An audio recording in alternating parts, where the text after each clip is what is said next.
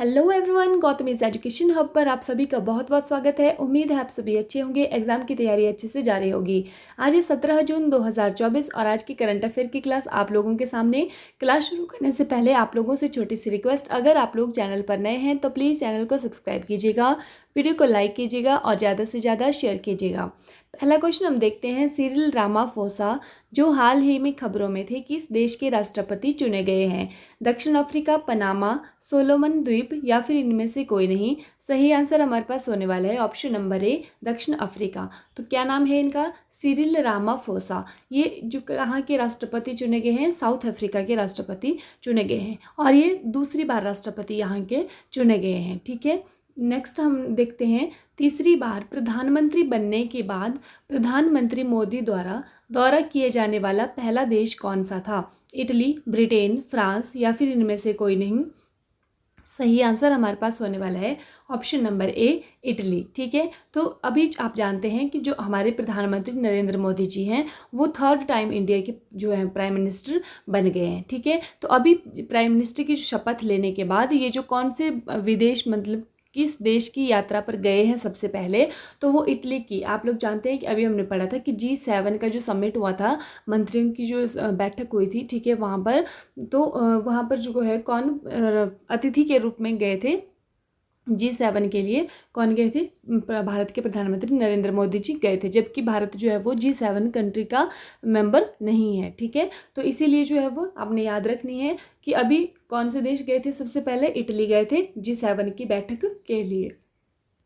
Next हमारे पास आता है घुड़सवारी में 3 सितारा ग्रांड प्री खिताब जीतने वाले पहले भारतीय खिलाड़ी कौन है? श्रुति वोरा, सुमन कुमारी, दिव्या देशमुख, इनमें से कोई नहीं। तो ऑप्शन नंबर इसमें सही कौन सा है हमारे पास? ऑप्शन नंबर ए। ठीक है, कौन सा? घुड़सवारी में इन्होंने जीता है 3 सितारा ग्रांड प्री खिताब जीतने वाली पहली भारतीय बनी है, ये भी आपने ध्यान रखना है। ठीक है, 53 जो ईयर्स की हैं ये श्रुति वोरा। ठीक है, अगर हम सुमन कुमारी की बात करें तो ये BSF में पहली जो महिला स्नाइपर हैं वो बनी है सुमन कुमारी। ठीक है, अभी पहले करंट में हमने पढ़ा है। तो दिव्या देशमुख कौन है? इन्होंने जो है वो शतरंज की जो अंडर-20 गर्ल्स चैम्पियनशिप जीती है दिव्या देशमुख ने। ठीक है, ये भी आपने ध्यान रखना है। हाल ही में खबरों में रहा मंगफ शहर कहाँ पर स्थित है? कुवैत, मॉरिशस, दक्षिण अफ्रीका या फिर ओमान। सही आंसर हमारे पास होने वाला है ऑप्शन नंबर ए, कुवैत। मंगफ शहर की अगर हम बात करें तो अभी आप लोगों ने सुना होगा, न्यूज़ देखी होगी कि कुवैत शहर में भीषण अग्निकांड के बाद जो है वो 45 भारतीयों की मौत हो चुकी है। ठीक है, तो वो इसी शहर में हुई है, मंगफ शहर में हुई है, जो कि कुवैत के अंदर स्थित है। ठीक है, ये आपने ध्यान रखना है। 2024 हिंद महासागर रिम एसोसिएशन क्रूज पर्यटन सम्मेलन कहाँ पर आयोजित किया गया था? नई दिल्ली, मेडागास्कर, मालदीव या फिर इंडोनेशिया। सही आंसर हमारे पास होने वाला है ऑप्शन नंबर ए, नई दिल्ली। ठीक है, अगर हम बात करें इसका क्या बोलते हैं, हिंद महासागर इंडियन ओशियन रिम एसोसिएशन। ठीक है, IORA इसको शॉर्ट फॉर्म में हम बोलते हैं। क्रूज पर्यटन सम्मेलन जो है वो कहाँ पर आयोजित किया गया था? तो नई दिल्ली में किया गया था। ठीक है, ये आपने ध्यान रखना है। जो सुषमा स्वराज भवन है नई दिल्ली में, वहाँ पर इसको किया गया था। हाल ही में ब्रिटेन और किस देश ने मॉस्को स्टॉक एक्सचेंज पर समन्वित प्रतिबंध लगाए हैं? ऑप्शंस हैं अमेरिका, स्वीडन, नॉर्वे या फिर आइसलैंड। सही आंसर हमारे पास होने वाला है ऑप्शन नंबर ए, अमेरिका। ठीक है, तो कौन कौन से देश? दो, एक तो ब्रिटेन ने और दूसरा किसने लगाए हैं? अमेरिका ने लगाए हैं। ब्रिटेन और अमेरिका ने लगाए हैं। ये जो मॉस्को स्टॉक एक्सचेंज नाम से पता चल रहा है ये कहाँ की है? रूस की स्टॉक एक्सचेंज है। ठीक है, तो इस पर जो प्रतिबंध लगाने वाले ब्रिटेन और अमेरिका बन गए। ऐसा क्यों? क्योंकि जो है वो रूस यूक्रेन के साथ युद्ध कर रहा है इसीलिए, और ये जो अमेरिका है ये लगातार यूक्रेन को क्या कर रहा है? सपोर्ट कर रहा है। हाल ही में किसने सफलतापूर्वक AI टूल दिव्य दृष्टि विकसित किया है? दिव्या देशमुख, डॉक्टर शिवानी वर्मा, डॉक्टर सौम्या स्वामीनाथन या फिर इनमें से कोई नहीं। सही आंसर हमारे पास होने वाला है option number B, doctor Shivani Verma. ठीक है, ये क्या है? AI टूल है ये, दिव्य दृष्टि इसका नाम है। ये जो है वो जो आर्टिफिशियल इंटेलिजेंस का एक टूल है जो कि हमारे बायोमेट्रिक पहचान के लिए, ठीक है, चेहरे पहचानने के लिए जो है वो ये विकसित किया गया है। ठीक है, ये आपने ध्यान रखना है। हाल ही में पवन कल्याण कहाँ के उप मुख्यमंत्री चुने गए हैं? अरुणाचल प्रदेश, सिक्किम, ओडिशा या फिर आंध्र प्रदेश। सही आंसर हमारे पास होने वाला है option number D, Andhra Pradesh. ठीक है, कहाँ के उप मुख्यमंत्री आंध्र प्रदेश के बने हैं। अगर हम बात करें कि आंध्र प्रदेश के मुख्यमंत्री कौन चुने गए हैं, तो वो एन चंद्रबाबू नायडू जो है वो चुने गए हैं आंध्र प्रदेश के मुख्यमंत्री। ठीक है, अरुणाचल प्रदेश के मुख्यमंत्री की अगर हम बात करें तो पेमा खांडू चुने गए हैं। सिक्किम के मुख्यमंत्री की अगर हम बात करें तो कौन चुने गए हैं? प्रेम सिंह तमांग चुने गए हैं। और ओडिशा के मुख्यमंत्री की अगर हम बात करें तो मोहन चरण मांझी ओडिशा के मुख्यमंत्री चुने गए हैं। ये भी आपने ध्यान रखना है। हाल ही में G7 देशों ने किस देश को $50 बिलियन का लोन देने की सहमति जताई है? फिलिस्तीन, यूक्रेन, अफगानिस्तान या फिर इनमें से कोई नहीं।